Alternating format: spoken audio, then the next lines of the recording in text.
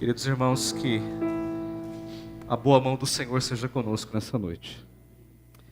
Vamos abrir a Escritura Sagrada, a palavra inspirada e inerrante do nosso Deus, a carta de Paulo aos Efésios, capítulo de número 6.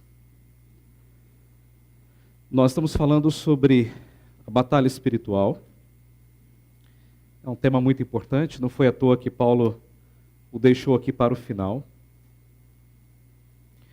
E hoje nós vamos olhar do verso 14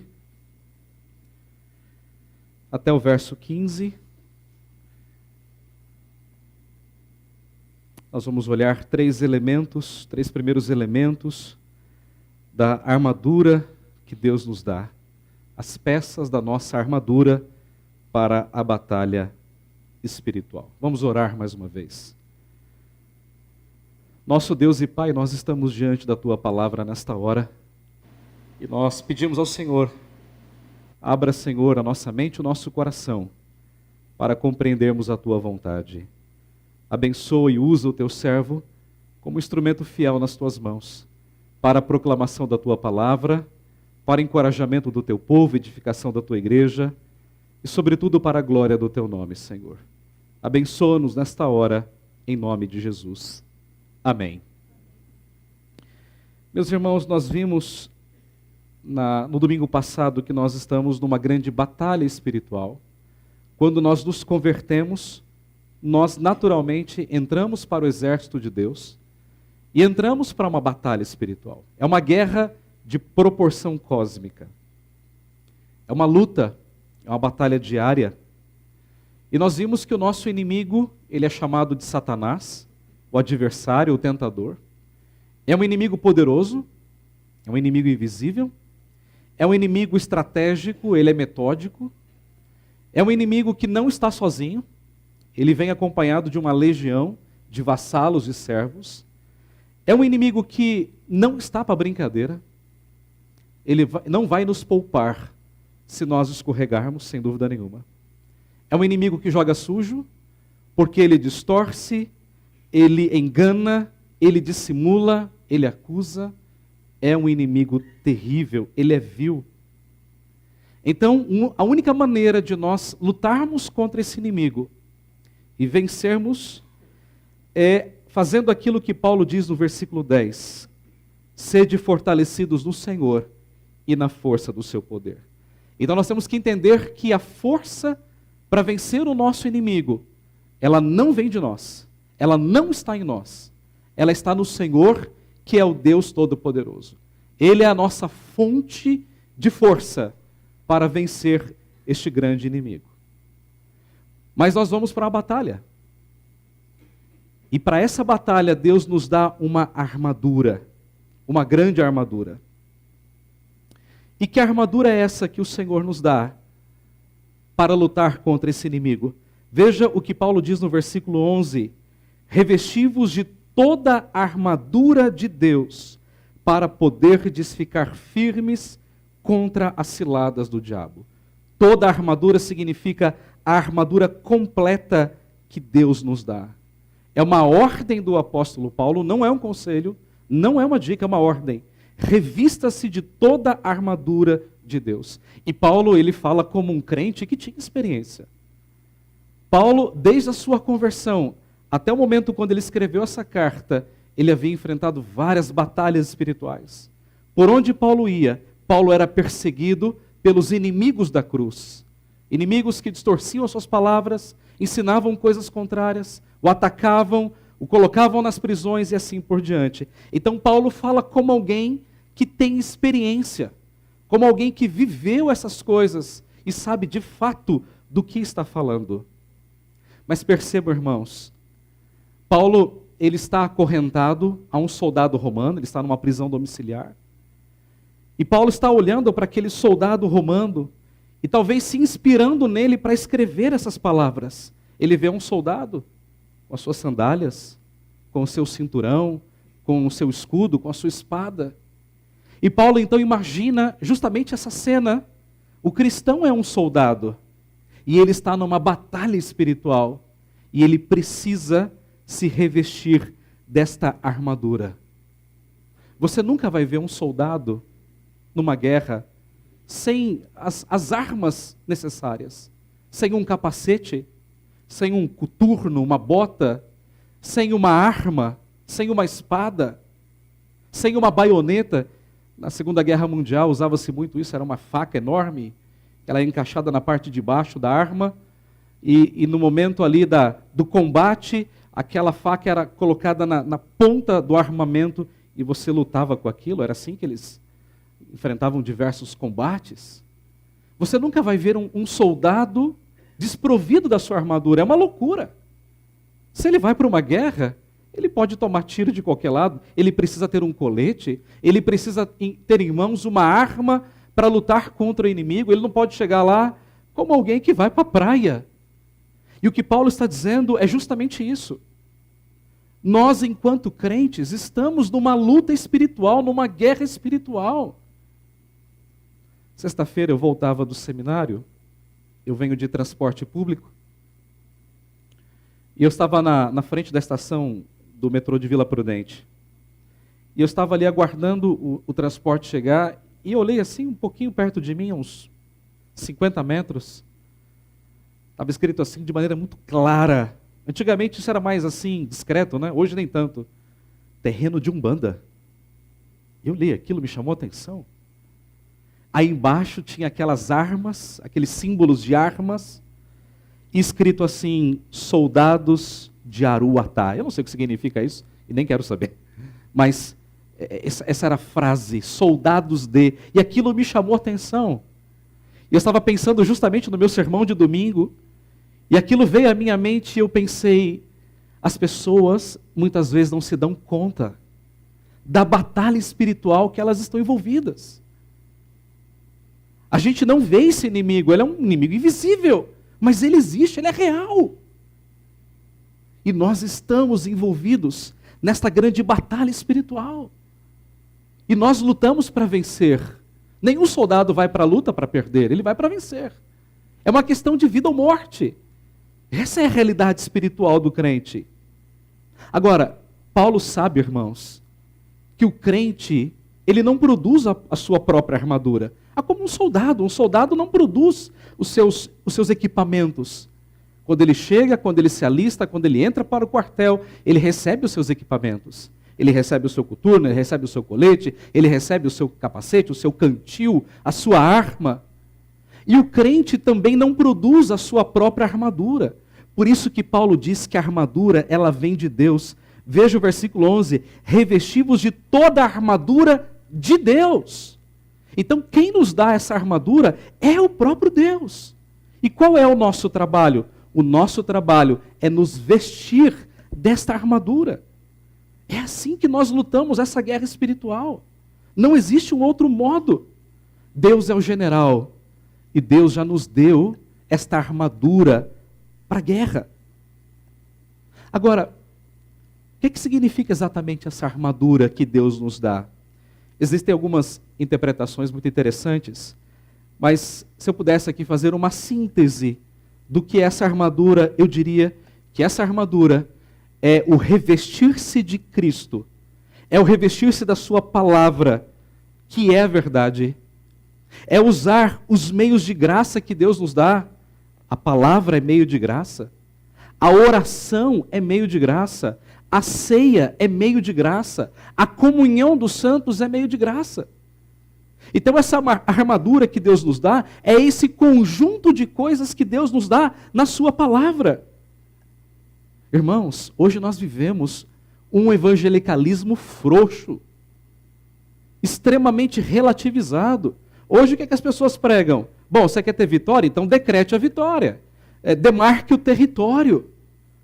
Dia desses eu via um grupo de cristãos indo para vários cantos da cidade urinar, desculpa a expressão, como se fossem cachorros demarcando o território. Isso é um absurdo, é uma insanidade bíblica, espiritual. É como se as pessoas tivessem esquecido as Escrituras e usando as mesmas armas do inimigo. É uma loucura isso. É quase que inacreditável, mas isso acontece. E um certo pastor alugou um helicóptero e saiu pela cidade, como que orando e demarcando o território da cidade. Meus irmãos, isso é uma loucura.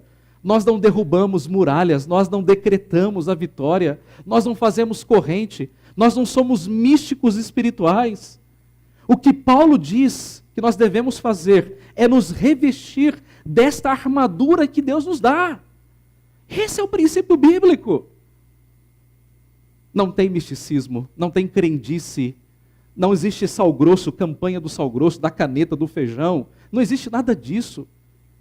Isso aí é, literalmente, irmãos, as armas do mundo. As pessoas não cristãs têm medo disso. Outro dia uma pessoa veio falar comigo, pastor, eu acho que eu sou alvo de macumba. Eu disse, como assim? É porque nada vai dar certo na minha vida. E ela pediu para que eu orasse na porta da casa dela. O senhor pode vir aqui orar por mim? Eu disse, por você sim, pela casa não. Meus irmãos, a que ponto nós chegamos? Mas eu quero que você perceba uma coisa interessante. Paulo aqui, ele usa uma série de verbos, do verso 14 até o verso 18, se você quiser acompanhar, cingindo-vos, vestindo-vos, calçando, embraçando, tomais, orando, são todos verbos que estão num tempo verbal grego, que significa que Deus já nos deu essas coisas. Então isso significa que quando nós nos convertemos, nós já fomos revestidos dessa armadura. Eu não tenho que buscar a armadura, eu já estou revestido dela. O que eu tenho que fazer é usá-la de maneira bíblica. Esse é o ponto do apóstolo Paulo. Então, quando você foi salvo pela fé, quando você passou a fazer parte do povo de Deus, desse grande exército de Cristo, você já foi equipado. Meu primeiro dia no quartel, me lembro até hoje, mais de 20 anos atrás, eu era ainda muito jovenzinho, tinha 19 anos. No primeiro dia, você entra lá e o sargento ele coloca uma pilha de calça, de camisa, eu esqueci agora o nome dessa roupa que põe por cima, a japona, não é isso, Guilherme? A japona, que é aquela roupa grossa, e aí ele coloca capacete, coturno, e não tem esse negócio assim, qual é o seu número? Aí ele vai lá, não tem. Ele joga e você escolha, pegue o que sirva. E aí você pega alguma coisa e tem que sair trocando com as pessoas até encontrar um número certo para você.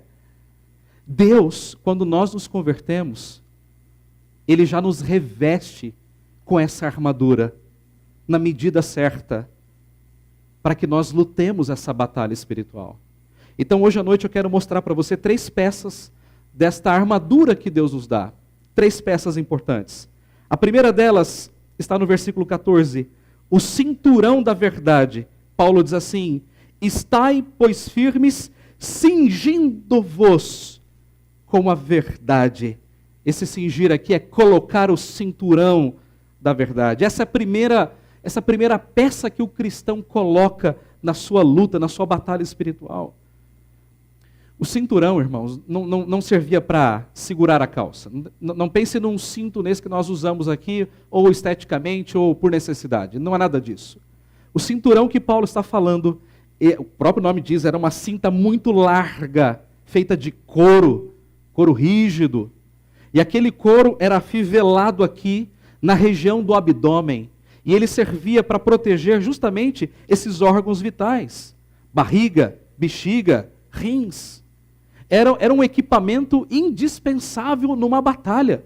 Um soldado não podia pensar em lutar com o inimigo sem estar com esse cinturão. Por isso que Paulo fala, cingindo-vos, aperte o seu cinturão, porque sem ele você não pode lutar.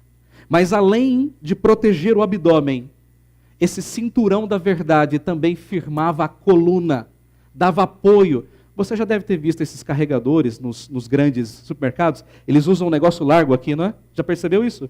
Sabe por que ele usa aquilo? Para dar firmeza na coluna. Para não estragar a coluna, não detonar a coluna na hora de pegar um peso muito grande. E o soldado, então, ele usava esse cinturão para apoiar a sua coluna e para proteger os seus órgãos vitais. Mas quando nós olhamos para o sentido espiritual do que Paulo está dizendo que nós devemos nos cingir desse cinturão da verdade de Deus, que é o Evangelho, que é essa doutrina. Uma igreja, irmãos, quando ela está bem firmada na palavra, podem vir os ventos de doutrina, vento A, vento B, heresia A, heresia B, e a igreja permanece firme, a igreja permanece alicerçada na palavra. Lá nos anos 80, a igreja lutou com várias heresias. Tivemos lá a bênção do dente de ouro. Lembra disso, Paulo? Bênção de Toronto. E as pessoas oravam e recebiam dente de ouro. Ora, se eu recebesse dente de ouro, eu ia fazer o óbvio, tirar o dente e vendê-lo. Óbvio. Mas as pessoas criam nisso. Depois dos anos 90 veio a forte ênfase no pentecostalismo, não é? A unção, o dom de línguas, as profecias, as revelações. Mas a igreja permaneceu firme. Quando a igreja ela está alicerçada na palavra, as heresias podem vir, a igreja vai rechaçá-las completamente. Agora, uma coisa interessante, proposital ou não, mas Paulo começou com o cinturão da verdade. E por quê? Porque esse é o fundamento da vida cristã. A vida cristã, ela começa com a palavra e ela permanece na palavra em todo o tempo. Meus irmãos, muitas igrejas estão sucumbindo a todo tipo de engano, ao liberalismo teológico, à descrença na Bíblia como palavra de Deus. As igrejas estão sucumbindo, muitas, ao humanismo, ao relativismo, não existe verdade absoluta, ao progressismo dessa cultura, ao secularismo, ao pop, aquilo que é inovador. Meus irmãos, não. Não. A igreja, ela deve permanecer na palavra. É por isso que nós somos ecclesia reformata et semper reformanda est. Esse era o princípio dos reformadores. Igreja reformada está sempre se reformando. Ora, o que é que significa isso? Significa que a igreja reformada, ela está sempre voltando à palavra, porque a palavra é a fonte. A palavra é a fonte. Meus queridos irmãos, nós precisamos apertar os cinturões da palavra de Deus. Nós precisamos nos proteger contra os erros, contra os enganos, contra as investidas do diabo. Olha que coisa interessante. Quando o diabo tentou o Senhor Jesus, lá no deserto, o que é que o diabo fez? Ele distorceu a palavra, ele disse assim para Jesus, está vendo esses pães aí? O senhor poderia muito bem transformá-los, olha, essas pedras, o senhor poderia muito bem transformá-los em pães. E o que é que Jesus respondeu para ele? Está escrito, nem só de pão viverá o homem. Como foi que Jesus respondeu? Com a palavra. Está escrito, está escrito, está escrito. Então é assim, irmãos, que nós vamos nos defender dos ataques do diabo. Com a palavra, com a sã doutrina, com o estudo das Escrituras. Se vocês pararem para pensar um pouco, o quanto a gente investe estudando a Bíblia na igreja. Nós temos hoje, por exemplo, culto da manhã, justificação pela fé, aulas nas salas de aula. Hoje, por exemplo, estudamos Abacuque, talvez outras salas estudaram outros assuntos, mas estamos terminando toda uma introdução de Antigo Testamento. É uma coisa até mais profunda do que a gente tem no seminário. No seminário a gente tem um semestre de introdução ao Antigo e um semestre do Novo. Aqui nós estamos há 1 ano estudando o Antigo Testamento. Isso é profundidade, é alimento. Às segundas-feiras nós temos reunião de oração na igreja, virtualmente, mas temos. Às quartas-feiras, estudo doutrinário. Passamos por todo o catecismo maior, 196 perguntas, uma a uma. Alimento farto, alimento diário, alimento semanal. Fora isso, tem os encontros da UPH, a roda de café, onde nós trabalhamos a Bíblia. Encontro da UCP, encontro da UPA, para falar sobre temas que tangem a vida deles. Encontros da UMP sobre perdão, sobre pecado, sobre sexualidade. Vejam, irmãos, como nós estamos abarrotados de alimento. E o que nós temos que fazer? Nós não podemos morrer de fome diante desse banquete que Deus tem nos dado, semana após semana. Eu posso até entender que você é um crente desnutrido, mas não é porque você não tem alimento, é porque você não busca o alimento. Porque alimento tem. O armário da igreja está farto, está transbordando de alimento bíblico, de alimento saudável. É só você buscá-lo. Agora, não espere que você vá vencer essa luta espiritual, essa guerra espiritual, sem a palavra, porque você não vai. Sem a palavra, você vai sucumbir. Sem a palavra, o diabo vai encontrar brechas na sua vida. Então estude a palavra, medite na palavra. A palavra é o verdadeiro alimento do cristão. Não existe outra coisa. E é isso que Paulo está dizendo. Cingi-vos com a verdade. Aperte os cinturões da verdade da palavra de Deus. Não existe mágica. Não existe meio termo. Não existe um botão que você aperta. O que existe é trabalho duro. É leitura, é meditação, é estudo das Escrituras. Mas o segundo elemento dessa couraça, ou dessa armadura que Deus nos dá, está no versículo 14 ainda.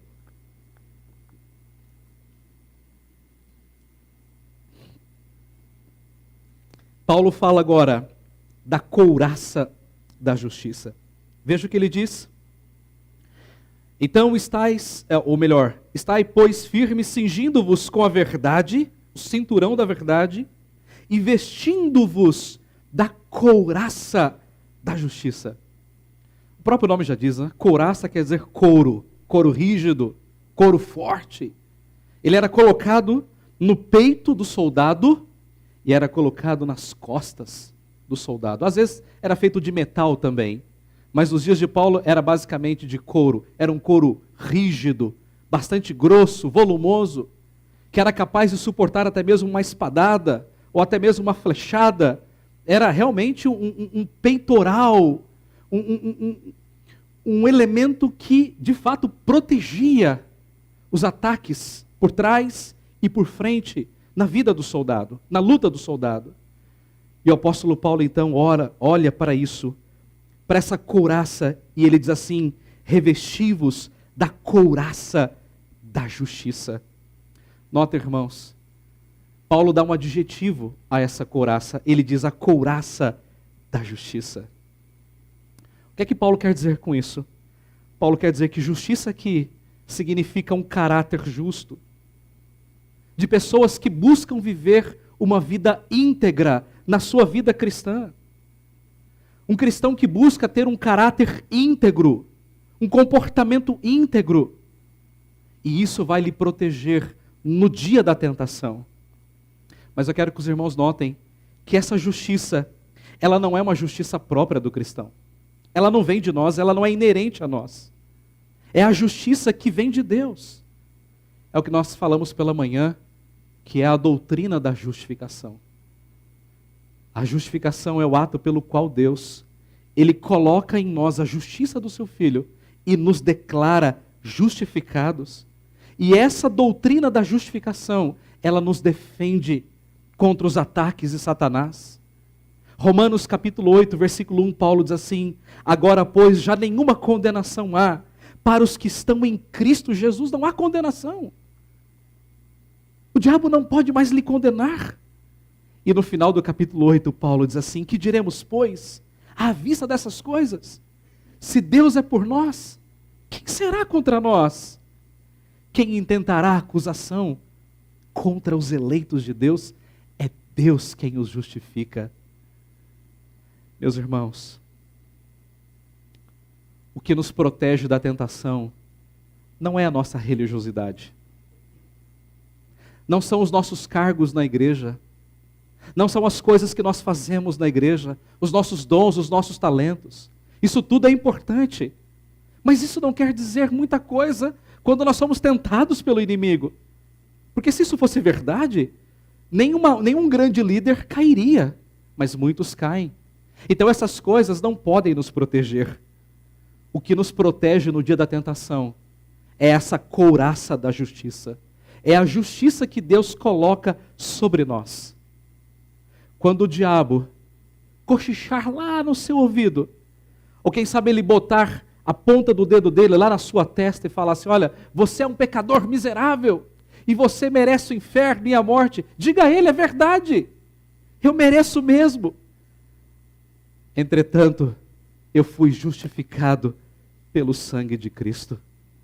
E nesse momento, diga em alta voz para o tentador, diga a ele, faça-o lembrar da palavra de Cristo na cruz: está consumado. Faça-o lembrar que a obra de Jesus, ela é única, ela é perfeita, ela é eterna, ela é irretocável. Faça-o lembrar que o sangue de Jesus te purifica de todo pecado. Faça-o lembrar que você tem um advogado junto ao Pai, Jesus Cristo, o justo. Faça-o lembrar que Jesus Cristo venceu na cruz do Calvário e que derrotou Satanás de uma vez por todas. Faça-o lembrar que Jesus Cristo está sentado à destra de Deus e intercede por você. Faça-o lembrar que quando Jesus Cristo voltar, Ele esmagará a cabeça de Satanás, como alguém esmaga a cabeça de uma serpente. Faça-o lembrar que Jesus Cristo é o sustentador e Senhor da sua vida. Quando Satanás te tentar, lembre-o dessas verdades. Lembre o seu próprio coração. O terceiro e último elemento dessa armadura que Deus nos dá para essa batalha espiritual está no versículo 15. As sandálias do Evangelho da paz. Calçai os pés com a preparação do Evangelho da paz. Nos dias de Paulo, quando os soldados iam à guerra, quando eles saíam aos campos, eles colocavam uma grande sandália, uma sandália feita de couro, um couro bom, rígido. E por quê? Porque os inimigos certamente haviam jogado elementos pontiagudos, elementos metálicos, farpas, para que os soldados inimigos, quando pisassem aquele campo, fossem feridos. E Paulo, então, olhando para aquele soldado, ele mira aquela sandália e diz assim: calce o Evangelho, as sandálias do Evangelho da paz. É claro que Paulo está usando aqui uma figura, e o que Paulo está dizendo é que nós devemos calçar, não exatamente uma sandália, mas o Evangelho da paz. Talvez o que Paulo tem em mente aqui é uma mente preparada pelo Evangelho da paz. Da mesma forma que as sandálias protegiam os pés dos soldados quando iam às batalhas, assim uma mente preparada pelo Evangelho também vai te proteger no dia da batalha espiritual, nos dias difíceis da sua caminhada. Notem, irmãos, que Paulo não fala de qualquer evangelho, mas Paulo fala do Evangelho da paz. E nós sabemos que essa paz é fruto da nossa reconciliação com Deus por meio de Cristo. No capítulo 5 de Romanos, versículo 1, Paulo diz assim: justificados, pois, mediante a fé, temos paz com Deus, por meio de nosso Senhor e Salvador, Jesus Cristo. O Evangelho, ele produz a paz. E essa paz, ela nos prepara para esse combate. Assim como uma sandália protege os pés, o Evangelho prepara a nossa mente, capacita a nossa mente. E essa paz, ela vem como resultado desse Evangelho que nos alcançou e que nos transformou. O Evangelho significa isso, boa nova. Nós podemos ir para a guerra na certeza e na paz que Cristo está conosco e que nós seremos mais do que vencedores. Meus irmãos, não andem descalços no meio dessa grande batalha espiritual. Os seus pés serão feridos. O Evangelho de paz, ou da paz, ela prepara a nossa mente contra as investidas de Satanás. Então o que é que você tem que fazer? Encharcar a sua mente, nutrir a sua mente com esse Evangelho da paz. Meus irmãos, nós vivemos num mundo altamente bombardeado por tudo, por várias mídias, o tempo todo, Instagram, Twitter, Facebook, WhatsApp, Telegram, tudo que você pode imaginar, é mensagem, é conteúdo o tempo todo, e muitas coisas entram no nosso coração, muitas coisas tomam conta da nossa mente, e é por isso que Paulo está dizendo, você está numa luta espiritual, e você precisa então nutrir a sua mente com o Evangelho da paz. Aquilo que você coloca para dentro do seu coração é aquilo que você vai viver na sua vida. Como é que você espera lutar uma luta dessa magnitude com o seu coração vazio ou cheio de tantas coisas mundanas e supérfluas, coisas vãs, sem nenhum valor? Você precisa do Evangelho da paz. Você precisa sentir paz no seu coração para lutar essa grande batalha. Deixe-me concluir a mensagem nesta hora, dizendo aos irmãos e repetindo: nós estamos numa batalha espiritual. Quer você queira ou não, quer você entenda isso ou não, quer você goste ou não, nós estamos numa batalha espiritual, sim. Uma batalha de proporção cósmica. Uma batalha invisível. Uma batalha travada não com armas naturais, mas com armas espirituais. E tudo aquilo que você precisa fazer é usar esta armadura. Deus já te deu. Você já tem essa armadura. Use-a.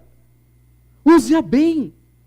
Você não pode ir para essa luta de mãos abanando, de peito aberto, como um herói, metido a herói, que acha que pode vencer as investidas do diabo. Comece com o cinturão da verdade. Firme-se na palavra. Leia a palavra, medite na palavra, cante a palavra, pregue a palavra. Se você não alimentar o seu coração da palavra de Deus, você será uma presa fácil nas mãos de Satanás. Ele vai fazer com que o seu pecado pareça bom. É assim que ele faz. Ele falou isso para Adão e Eva. Pode comer aí, porque você não vai morrer. Ele não vai vir como aquela terrível imagem vermelha, né? Com uma cauda grande, uns chifres assim, um cetro na mão, um tridente, né? E assim, olha, eu estou aqui, né, para te tentar. Ele não vai fazer isso. Ele virá das maneiras mais inesperadas, nas coisas simples da sua vida, no seu dia a dia. E a única maneira de você vencê-lo é com essa palavra bendita e gloriosa, a palavra de Jesus Cristo. Então, depois que você colocou o cinturão da verdade, coloque a couraça da justiça. E lembre-se que você já está justificado em Cristo. E Satanás pode então te tentar. Ele pode buzinar nos seus ouvidos. E ele pode te acusar de tudo, que você é um pecador miserável que merece o inferno. Não importa! Você já está justificado. Se Deus é por nós, quem será contra nós? Quem intentará acusação contra os eleitos de Deus? Meus irmãos, a obra de Cristo já está feita em nós. Ponto. Nós não somos mais devedores a Satanás e ao mundo. A justiça de Cristo, ela é plena em nós. E em último lugar, coloque as sandálias do Evangelho da paz. O Evangelho, a palavra grega significa isso, boa notícia. E a boa notícia é: nós já estamos em paz com Deus.